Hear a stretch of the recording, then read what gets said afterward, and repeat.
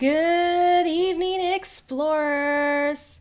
If you don't know me, my name is Explorer Torie, and welcome to another episode of Native Nevada Nature. This is my weekly series to highlight one plant or animal species that's native here in Nevada, provided by the Nevada Conservation League, so I hope you enjoy. As always, we are trying to bring awareness about nature and public lands and wildlife. So hope you enjoy it. This is an educational presentation for all ages to learn. And of course, at the very end, I'm going to talk about ways for us to protect the Desert National Wildlife Refuge. It is in attack right now. It's under danger of being controlled majority by the Air Force. So I'm going to give you guys some tips and ways to help out with that afterwards. I'll post a petition and ways to get involved afterwards. So please stay tuned to that.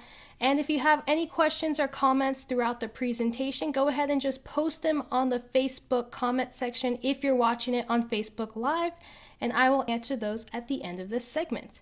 But in relation to the Desert National Wildlife, today I'm going to be talking about the Bighorn Sheep.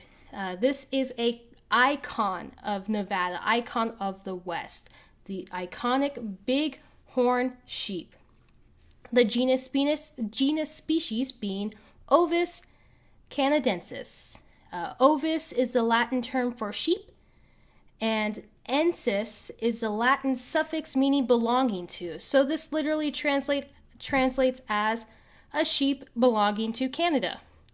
This is usually to denote species of indigenous or to be strongly associated with Canada. However, you can find bighorn sheep across Canada, the United States, and in New Mexico. In particular, I'm going to be talking about the desert bighorn sheep, which is Ovis canadensis, subspecies nelsoni. These are the guys who you're going to be able to find all across Nevada, and they are also our state animal. Everywhere you go, Nevada has symbols on our state logos, on all of our wildlife refuges. They all depict this one species. And the bighorn sheep was designated our official state animal in Nevada in 1973. All right, let's find out how to identify a bighorn sheep. So first off, they are part of the bovine family, so the sheep family. But they are known mainly for their very big horns, very large, curved, borne by the rams, the males. Females will also have horns, but it definitely won't be super curvy. It won't have as much curvature as the males, which are the rams. They range in color from light brown to grayish, dark, chocolate brown, but they do have a little white rump, as you can see in this picture right here. And they also have white lining on the back of all their four legs. So if you look behind their arms and legs, you'll see a stripe of white. But it's mostly those horns you're going to notice. So they have the males have large curved horns. They tend to grow with age, and they usually get thicker as well. They will use these for ramming into each other, as their name implies. But yeah, that's pretty much it. They have very specialized elastic concave hooves that are really good at keeping traction. These are what they use to climb up steep rocky mountain terrains in the desert mountains with speed and agility. It's really hard to get those in pictures, so the best way to notice them is their coloration with their white rumps and their beautiful horns. Looks like we already have a question. Is a desert bighorn a subspecies? And I'm going to answer it right here on yes, it is a subspecies. So the particular desert bighorn sheep is a subspecies of the bighorn sheep. This is usually known as Nelson's bighorn sheep, Ovis canadensis nelsoni. The desert bighorn sheep are pretty stocky, heavy-bodied sheep. They're about the similar size to mule deer. The males, or the rams, can weigh anywhere from 115 to 280 pounds, while the ewes, or the females, are somewhat smaller. These you can find all across the southwestern desert, and previously this desert bighorn sheep was thought to be broken up into 7 subspecies. Now there's only 3. but they found to have distinct populations within the desert bighorn sheep. So the first one being the Mexicana bighorn. This is previously Ovis canadensis mexicana. These populations of desert bighorn sheep are found in Arizona, New Mexico, Texas, Sonora, and even down into Mexico. This population is listed as endangered by the state of New Mexico. The second population, previous subspecies, is the peninsular bighorn. They inhabit the peninsular ranges of Southern California and Baja California, the little peninsula there. This population is seen as very scarce. There's approximately only 950 that remain in the U.S. and less than 2,500 in Baja California, Mexico. These bighorn have been listed as threatened by the state of California since 1971 and listed by the Fish and Wildlife Service since 1998. And really quick, I want to show you guys the difference between males and females. The picture on the left is a female, picture on the right is a male. So the ewes will have horns, but they're kind of less curved, more just kind of straight out. And the rams will have those large, thick, curved horns. That's the best way to tell them apart. All right, here's the two other subspecies. Put that in quotation marks because they were broken up from multiple subspecies. The first one being the Rocky Mountain bighorn. This is Ovis canadensis. As it implies, you can find them across the Rocky Mountain bighorn or Rocky Mountains and up into Canada. These guys are the largest wild sheep inhabiting North America. These guys get huge. The rams can weigh over 300 pounds and stand 42 inches tall at the shoulder. These guys are enormous. They are generally a dark brown to a gray-brown color, and of course they have that white rump. But if you're going up north and you see these big old rams, it's probably the Rocky Mountain bighorn. The last subspecies is the Sierra Nevada bighorn sheep. This was formerly the California bighorn sheep. This is a genetically distinct subspecies that only occurs in the Sierra Nevada of California. Though it was believed that they inhabited the coastal regions of California. This is just where their population has ended up today. This genetically distinct population was enlisted as endangered by the U.S. Fish and Wildlife Service since April 1999. So I'm going to show you guys two different maps.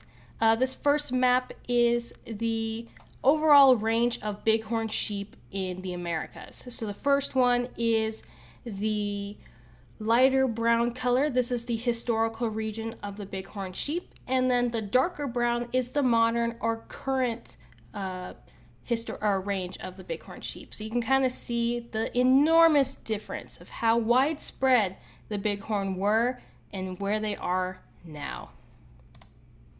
The second map purely focuses on our desert bighorn, that subspecies.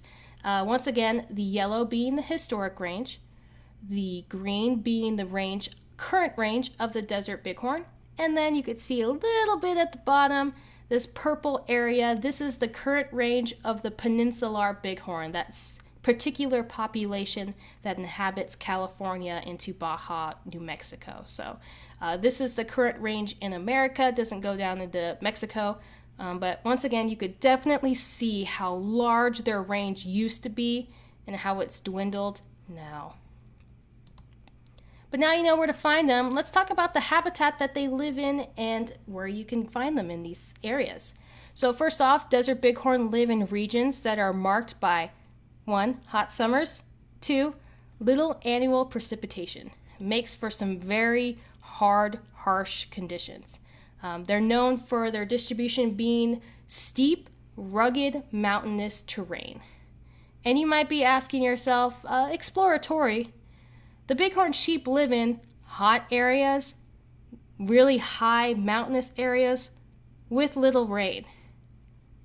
How can they do that? How can they survive?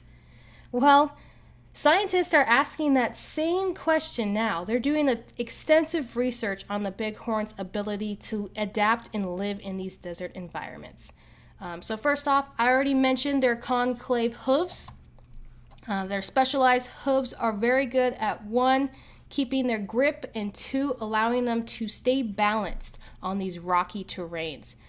So they'll usually be able to outrun their predators just by climbing up on these mountains because of their excellent climbing abilities. They also have very good vision.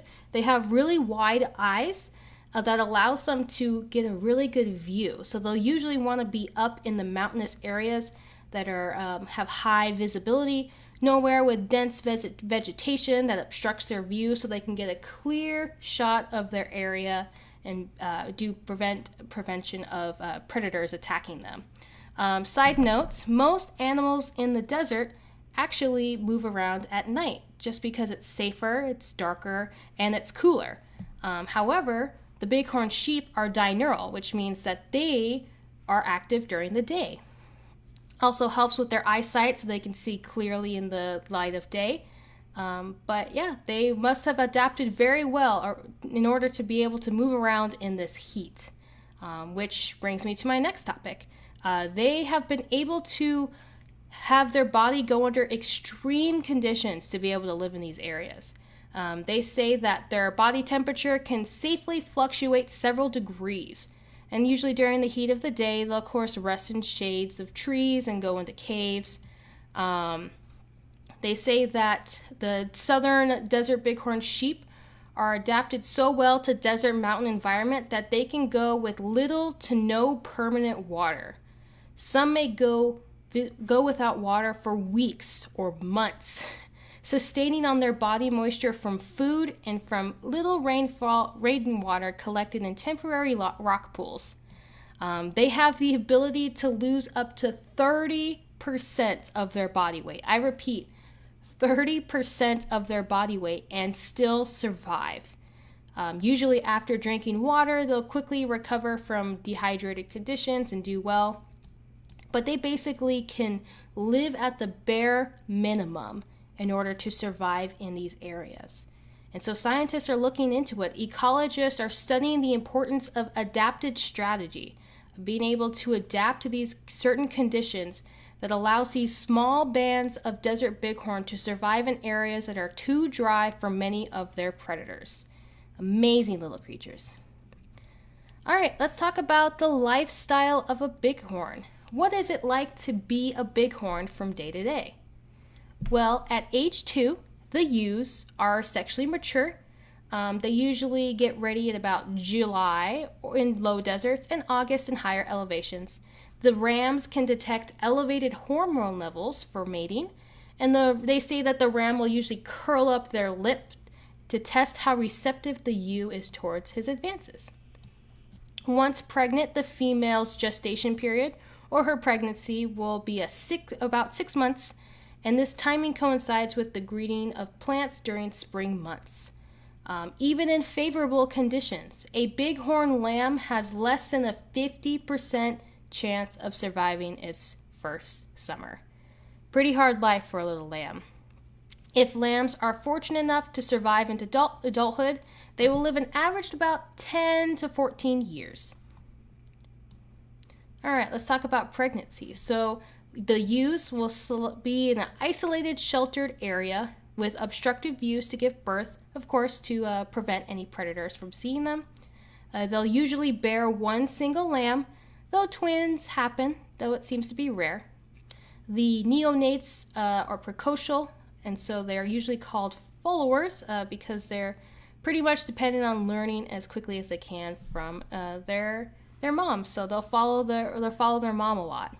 And after a few weeks of not being seen, the mother will rejoin her herd and put the lamb in a community of nursing with other lambs. So the females will all be in this giant female herd, and it'll be a communal nursery for all the lambs to be taken care of. The young lambs are a grayish coloration with soft hooves and a black-brown tail. And oh man, they have to quickly learn to adapt to this environment. But of course, they were built to live in this environment. All right, let's talk about some male-to-male combat, because there has to be a reason for these rams to have these big old horns, and there's a reason why they're called rams. So as I said, the females will live in a female-only and lamb-only community. They will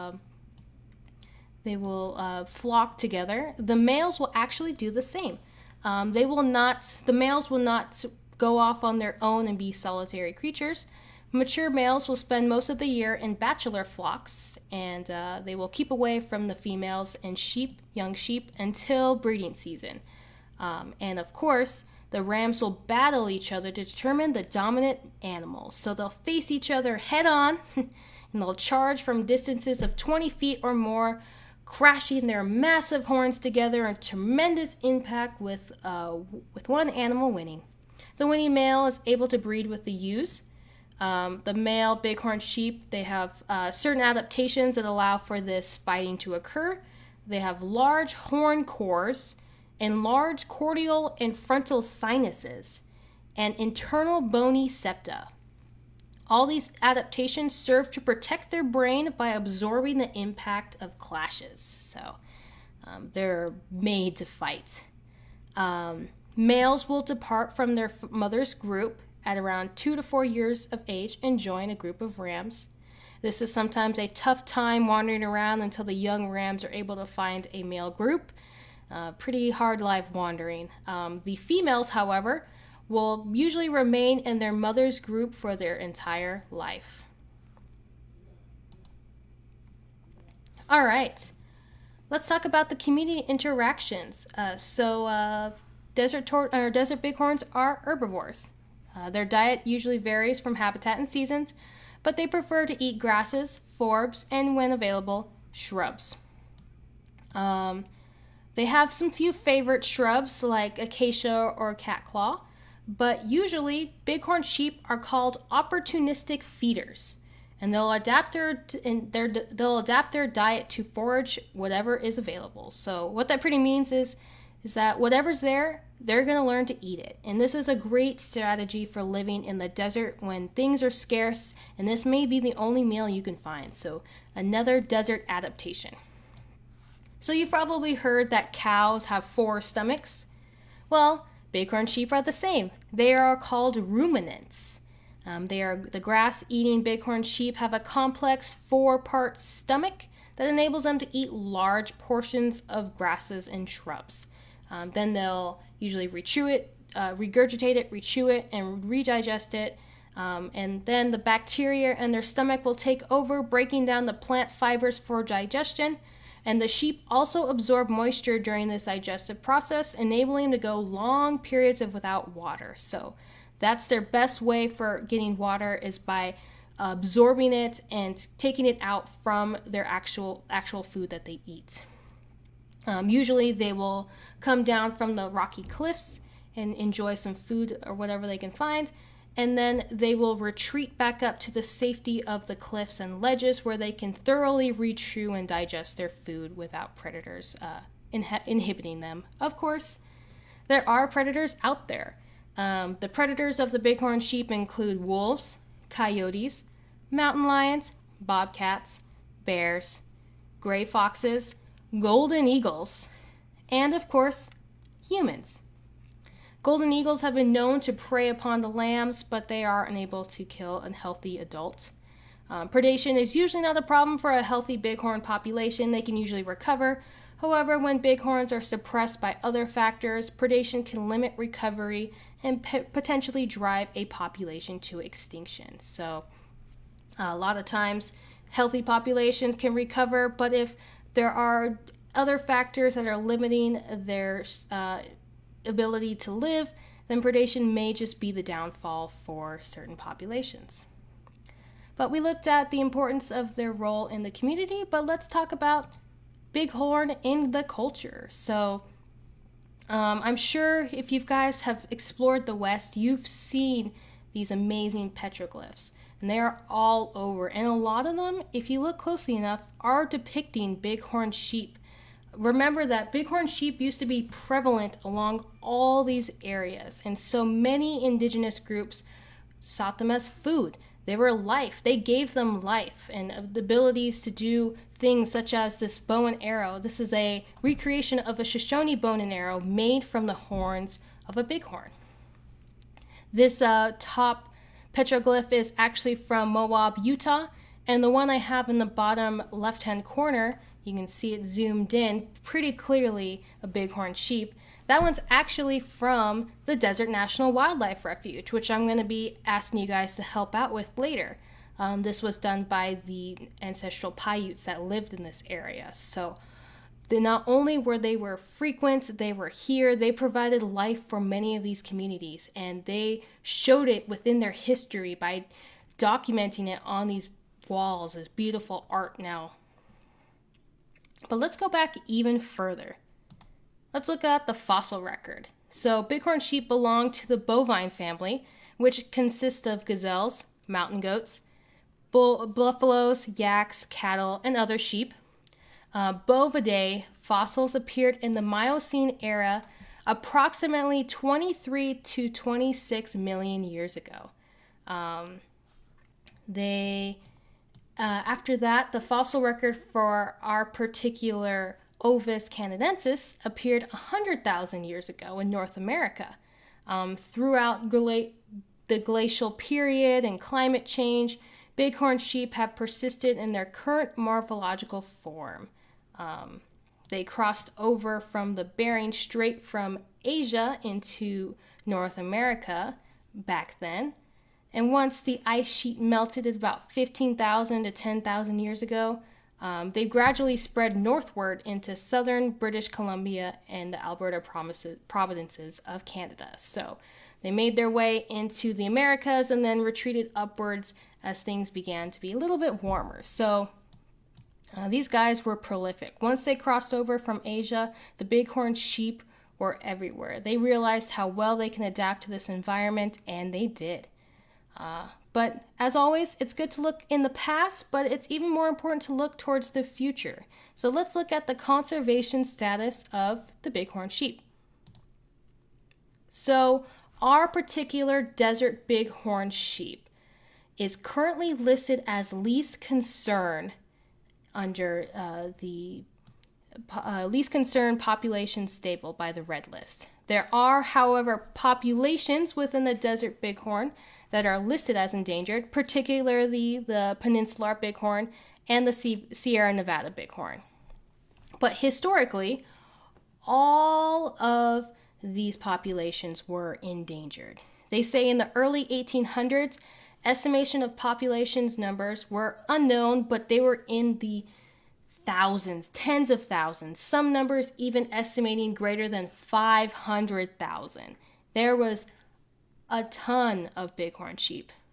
But by the late 1960s, numbers had declined to less than 10,000 across the entire region. This is incredible. So many, and then it just plummets. And you might be asking yourself, why? Very clear reasons, actually documented reasons. Biggest reasons were first, competition and diseases from domestic livestock. So domestic livestock and other sheep actually have highly contagious and lethal diseases towards the native bighorn sheep. So if the populations interacted, suddenly the native bighorn sheep would die off from all the diseases passed on from one another. Next, excessive hunting, absorption of water areas, limited water, and human-caused habitat changes. This can be ranged from roads, fences, canals, mining, military and recreational activities, and more. These individual bands, eventually whole populations were lost and unable to use certain habitat, and therefore the numbers declined. So conservation efforts actually began in the 1930s and have resulted in population increases and the restoration of certain bighorn populations into historical habitat. It's been a really communal effort on helping out with the bighorn. I'm going to show you guys this map really quick. This is bighorn sheep distribution previously in the 1860s here in Nevada. You can see it pretty much covered the entire state. And then in the 1960s, when they found out about, or they realized the decline of populations, you can see how much it lowered down. And then you can also see in 2001 how things are getting better, how it's working towards reintroducing the bighorn sheep to these areas. And like I said, it's been a group effort. There have been tons and tons of efforts from different government groups, agencies, organizations, and believe it or not, hunting groups too. All these guys are putting together conservation efforts for the habitat, for the environment, for the bighorn sheep. So if there's any way you want to get involved with bighorn sheep conservation, look towards these groups. They've all done very good work on studying and keeping track of their populations and showing population growth. Of course, there are other ways as well. So there was a wildlife refuge, and there were certain wildlife refuges that were actually designated for bighorn sheep populations to encourage their growth. The idea was to leave them inhabited so that other wildlife, but mostly desert bighorn sheep, can thrive. Some of the examples is Cofa and the Cabeza Prieta National Wildlife Refuge in Arizona, the San Andres National Wildlife Refuge in New Mexico, and of course, the Desert National Wildlife Refuge in Nevada. Right now, they really need our help, and I will get to you guys after I answer questions. But this particular wildlife refuge was for our desert bighorn sheep, and a lot of times it's just called the bighorns. So we want to make sure to keep this intact, not only for the bighorn sheep, but for other wildlife that live in those areas as well. So before I get to that, I'm going to open it up to questions. If anybody has any questions about bighorn sheep or the Desert National Wildlife Refuge, please just post them on the Facebook page if you're watching this live, and I will get to them. So the first question I actually have is, can you keep bighorn sheep as pets? That's a big no on that regard. First off, they are protected. They are trying to increase their populations, so they don't want anybody bringing them into domestication. And two, as I already mentioned, that they don't fare well with other livestock populations. Livestock and sheep give them diseases that are contagious, very contagious through populations, and very lethal. So you definitely do not want to have your livestock be exposed to these desert bighorn sheep populations. And lastly, they are pretty adapted to living in very hot, very dry, very high mountainous areas. So they probably wouldn't do well in any farm setting as a pet. The first question I already answered. Desert bighorn species, a subspecies? Yes, it is. It is a subspecies of the bighorn sheep in general. Are the horns also used to open up cacti for food and water consumption? They may use it, usually in these areas, because they're so high elevation. There's might be a little bit of cacti there, but I wouldn't go to say that they would normally use their horns to open up cacti, just because of how infrequent in these high elevation areas are. Where do they find water in their environment?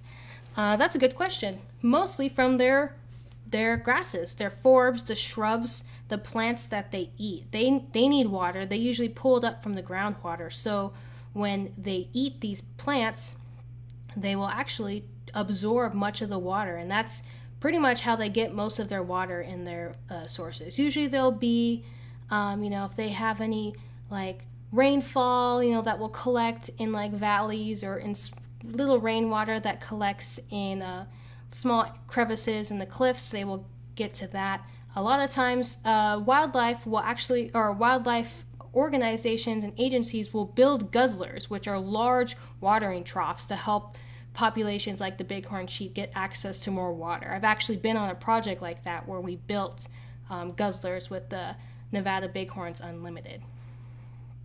How many times do they give birth? Once a year, and usually they only have one baby, so one baby a year. Was there diseases from native species that crossed over to domestic animals? So I guess your question is, are there diseases that the bighorn sheep have that have been passed to domestic populations of livestock and sheep?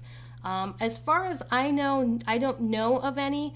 Of course, usually when there's a cross population of species that have never met before, the chance for any contamination is high. So I'll look into that and I'll answer your questions later on today. But as far as I know, the diseases usually came from the livestock and passed on to the bighorn sheep. Why don't they have fur like normal sheep?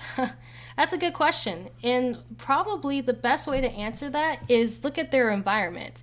It is very hot. They don't need the wool or the fur that comes from other sheep. So that's probably an adaptation that they got once they moved into Asia and dominated in North America. As the ice age it was warming up, they found that, fur might not be the best way to be able to stay cool. So that's my guess, is that it was an adaptation to live in the desert. Do they give birth annually until they die? That's a very good question. I would say usually yes, unless for some reason something would prevent them from breeding, like disease or hardship. If they are having difficult times retrieving water or resources in order to produce a lamb, the females usually will not mate. They don't want to waste energy and time in breeding and giving birth to a lamb that won't be able to survive, and the mother may not be able to survive and give the resources to the lamb. But if favorable conditions are around, then yes, they usually will breed until they die, unless, disease or something would prevent them. Of course, remember that only the top rams are able to breed. So in that case, that the younger rams or the less dominant rams will not be able to breed during that season. Why do females have horns? That's actually a really good question, and I've heard alternative research on their use for their horns. I haven't looked into it since school, but a lot of times they say the horns actually act as a thermal regulator. They kind of help take off heat from their head and their body, allow it to be taken off and into the air. So that might be a reason why that the females have horns, to help with their thermal regulation and to help keep them cool. Because once the lambs are pretty much old enough, like 1 or 2, they'll immediately start growing horns. So it's something that all the bighorn sheep have, and I know there are species of horned animals that don't necessarily have horns. So my guess would be the thermal regulation is an adaptation, once again, for living in the desert, and that's why they all have horns. Do they have to compete against invasive species like horses and burros for habitat and food? That's a good question. The answer is yes, and the answer is no. A lot of times, the horses and burros also eat the same type of food that the desert bighorn sheep has, but at least from population studies, it shows that the effects on shared land and shared habitat for food doesn't seem to affect the populations of the desert bighorn sheep. And it may just be that their ranges are different. They might be in the same area, but these guys are inhabiting high elevation mountains areas, whereas the burros and the horses are going to be more at lower elevations. Let's see. I think I answered all these questions.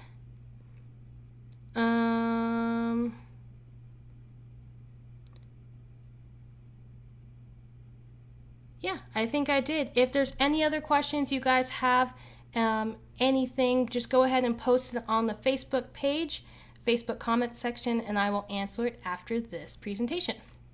But thank you guys for contributing so many questions. I'm happy to answer them, and I'm happy to look them up if I don't know the answer. But as always, we want to give awareness to protection of these public lands, these wild animals, and therefore we need to protect the Desert National Wildlife Refuge.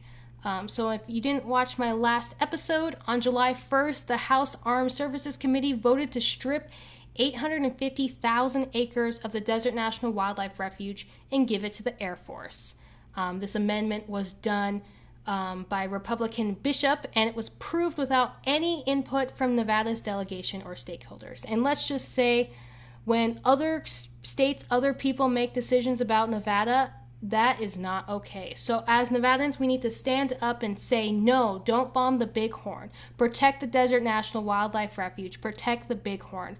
So therefore, we are calling to action. And first off, I want to thank everybody who's already signed the petitions, everybody who's sent letters to the editors for us, everybody who's bringing awareness about this issue. We've already had responses from our congressmen, from our decision makers on this issue, and that's great. But we need to keep going. We need to make sure that this amendment is disregarded and not considered. So please hashtag don't bomb the Bighorn. I'm going to post a petition on this Facebook comment page as well as the Native Nevada Nature page in order to have you guys sign the petition if you haven't. And I will have one more event for next week. So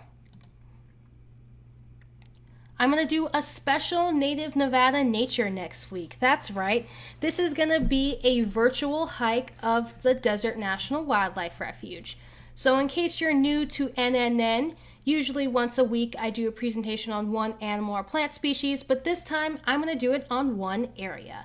And I thought the best way to do this presentation would be to bring you guys there on a virtual hike. So Explorer Torie is going to go out, get some video footage of her hiking through the wildlife refuge, and then she's going to show it to you next week. So you're going to enjoy that, and I'll be able to give you guys some great tips and great information on the Desert National Wildlife Refuge, why it was founded, when it was founded, what cultures, what groups are in there, what animals are found in there. So it'll be a historical lesson, cultural lesson, biology lesson, and just a really cool way to see this area. So I hope you enjoy the virtual hike. Go ahead and just go to the event page if you're interested. It's going to be a different format. We're going to use Zoom so that any of our volunteers can join in and they could directly ask me questions. I can post direct petition signatures and different action that you can do immediately. Of course, it will still be on Facebook Live if you want to check it out. But I highly encourage you to join the Zoom meeting and join me on this virtual hike next Wednesday at 5 p.m. Of course, as always, we usually are here every Wednesday at 5 p.m. doing a weekly spotlight on a native plant or animal species. Next week's going to be a special presentation that I hope you guys enjoy and love and bring awareness to the Desert National Wildlife Refuge. So thank you so much for joining me here at the Nevada Conservation League. And until next week, keep on exploring.